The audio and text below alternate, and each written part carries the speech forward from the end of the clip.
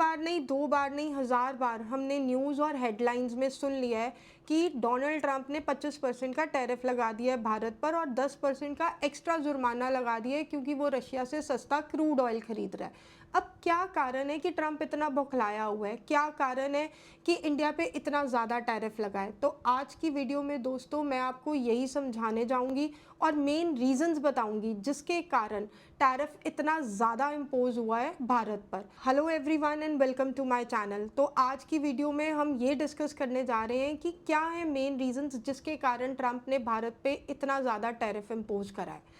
सबसे पहला कारण ये है कि डोनाल्ड ट्रंप इंडिया को ना टैरिफ किंग कहता है। डोनाल्ड ट्रंप का मानना है कि जब अमेरिकन गुड्स इंडियन मार्केट में आते हैं तो इंडियन गवर्नमेंट उन पे बहुत ज़्यादा इंपोर्ट ड्यूटी लगा देती है, वो महंगे हो जाते हैं और कंज्यूमर खरीदते नहीं हैं और इससे अमेरिकन मैन्युफैक्चरर्स का नुकसान होता है। और ये बात सच भी है। जब अमेरिकन गुड्स इंडियन मार्केट में आते हैं तो on an average Indian government उस पर 12 से 14% की इंपोर्ट ड्यूटी लगाती है और जब इंडियन गुड्स अमेरिकन मार्केट में जाते हैं तो अमेरिकन गवर्नमेंट अब तक उन पे सिर्फ ऑन एन एवरेज 2.2% की इंपोर्ट ड्यूटी लगा रही थी। इसका मतलब ये है कि अमेरिकन गुड्स जो हैं वो इंडियन मार्केट में महंगे बिकते हैं और जो इंडियन गुड्स हैं वो अमेरिकन मार्केट में सस्ते बिकते हैं। आईफोन, हार्ले डेविडसन और बहुत सारे लग्जरी प्रोडक्ट्स जो हैं वो इंडियन मार्केट में और देशों के कंपैरेटिवली महंगे बिकते हैं। क्या कारण है? वही कि इंडियन गवर्नमेंट उस पर 70 से 80% इंपोर्ट ड्यूटी लगाती है और यही कारण है कि टेस्ला की गाड़ियां भी इंडियन मार्केट पे डबल प्राइस में मिल रही है। और ये बात मैंने अपनी पुरानी टेस्ला की वीडियो में बहुत अच्छे से एक्सप्लेन करी है और अगर आप इंडिया की इंपोर्ट ड्यूटी और इन सब बातों को समझना चाहते हो तो मेरी टेस्ला वाली वीडियो जाकर ज़रूर देखिए। ट्रंप की असली दुखती रग लग्जरी प्रोडक्ट्स नहीं है दोस्तों, ट्रंप की असली दुखती रग है एग्रीकल्चर प्रोडक्ट्स। डोनाल्ड ट्रंप ये चाहता है कि इंडियन गवर्नमेंट जो है वो अमेरिकन एग्रीकल्चर प्रोडक्ट्स के ऊपर अपनी इंपोर्ट ड्यूटी को कम कर दे ताकि वो भारत की मार्केट में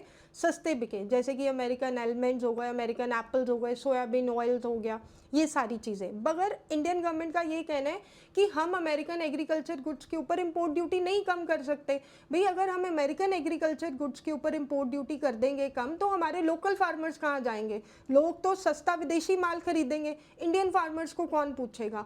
और इंडियन गवर्नमेंट इस बात को लेके पूरी फर्म है कि जो मर्जी कुछ हो जाए मगर अमेरिकन एग्रीकल्चर गुड्स के ऊपर इंपोर्ट ड्यूटी कम नहीं होगी। और यही कारण है ट्रंप के बौखलाने का कि उसने भारत के ऊपर 25% का टैरिफ लगाया है। रिसेंटली भारत ने चाइना से 90,000 टन एडिबल ऑयल लिया और वो भी पर टन 10 से $15 सस्ता। अब भारत का सिंपल ये कहना है कि भाई जहां से हमें हाई क्वालिटी और चीप रेट पे चीज़ें मिलेंगी हम वहां से इंपोर्ट करेंगे, हम ट्रंप की बात क्यों सुने?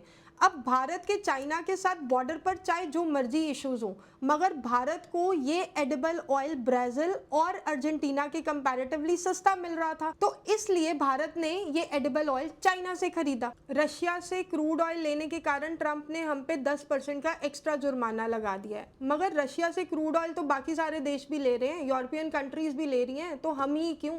अब इसका कारण ये है कि जो भारत एक्सेस में क्रूड ऑयल ले रहा है रशिया से उसको भारत अपनी रिफाइनरीज में रिफाइन करता है और आगे फिर से यही क्रूड ऑयल को रिफाइन करके वो यूरोपियन कंट्रीज और वेस्ट में बेच रहा है। अब ट्रंप की दुखती रग ये है कि भारत जो है वो चुपचाप और न्यूट्रली रशिया की मदद कर रहा है कि रशिया से एक्स्ट्रा क्रूड ऑयल ले रहा है ज़्यादा, अपनी रिफाइनरीज में उनको रिफाइंड करता है और फिर से हमें ही बेची जा रहा है। तो इसमें इनडायरेक्टली रशिया का भी फायदा है। यही कारण है कि ट्रंप ने भारत के ऊपर 10% का एक्स्ट्रा जुर्माना लगा दिया है क्योंकि हम रशिया से ट्रेड कर रहे हैं और क्रूड ऑयल खरीद रहे हैं। भारत और रशिया सिर्फ क्रूड ऑयल के ट्रेड पे नहीं रुक रहे, इन लोगों ने अपना जो ट्रेड है वो भी अपनी करेंसीज में करना शुरू कर दिया है। इन्होंने डॉलर को निगलेक्ट कर दिया है।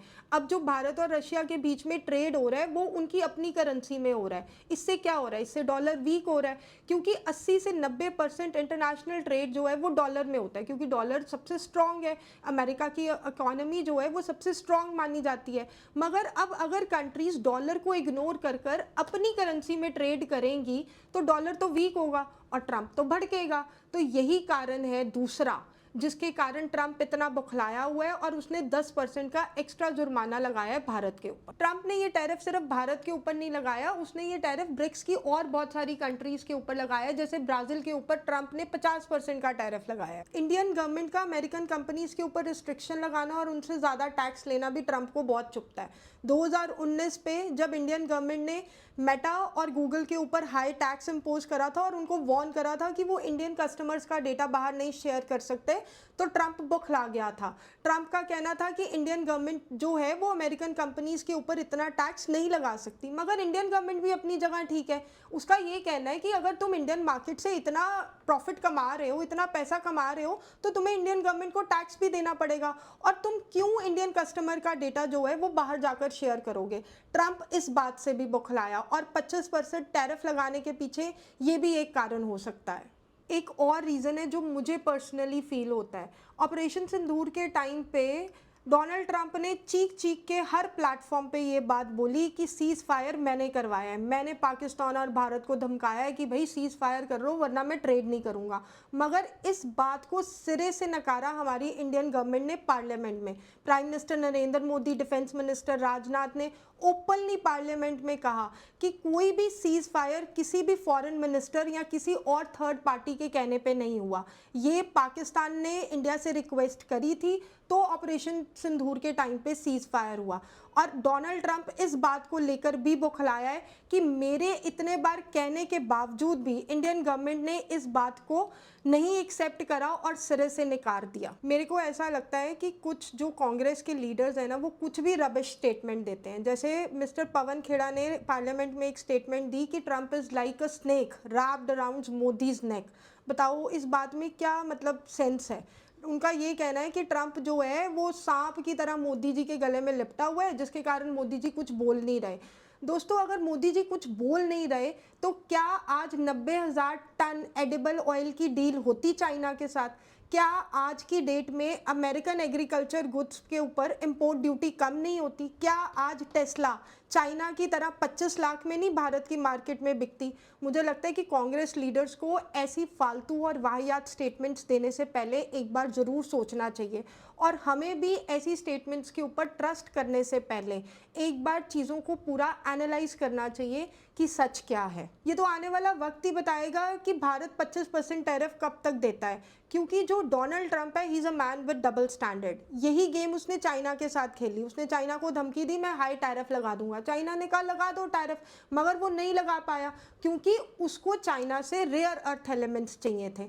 ऐसी कई चीज़ें हैं जो भारत से डोनाल्ड ट्रंप को चाहिए। तो ये टैरिफ कब तक चलेगा ये आने वाला वक्त ही बताएगा। भारत हर वो कदम उठा रहा है जिससे इंडियन इकोनॉमी स्ट्रांग हो, और ऐसा हमारे कुछ गवर्नमेंट सोर्सेज का भी कहना है कि अगर ट्रंप हमारे पे 25% का टैरिफ लगा देता है तो हमारी इंडियन इकोनॉमी पर इसका बहुत ही निग्लिजिबल असर है, सिर्फ 0.2% का। और इसी बात को दोबारा प्राइम मिनिस्टर नरेंद्र मोदी ने अपनी वाराणसी की स्पीच में भी कहा कि देश की इकोनॉमी तेज़ी से चेंज हो रही है। अगर हम अपनी इकोनॉमी को स्ट्रॉन्ग करना चाहते हैं तो हमें मेड इन इंडियन प्रोडक्ट्स खरीदने पड़ेंगे। वो प्रोडक्ट्स खरीदिए जिनके ऊपर देश का खून पसीना लगा है, ताकि हमारी इंडियन इकोनॉमी जो है वो ग्रो कर सके और हम भी अपनी इकोनॉमी को स्ट्रॉन्ग करने में अपना कंट्रीब्यूशन कर सकें। तो मुझे उम्मीद है कि आपको आज का मेरा ये वीडियो अच्छा लगा होगा। तो सिर्फ हेडलाइंस को सुनिए नहीं, उनको समझिए भी। तो ये आप कर सकते हैं मेरे साथ मेरे इस चैनल में। और अगर मेरा वीडियो अच्छा लगा है तो प्लीज़ मेरे चैनल को लाइक, शेयर और सब्सक्राइब ज़रूर कीजिए। और मिलते हैं हम अगली वीडियो में। नमस्कार।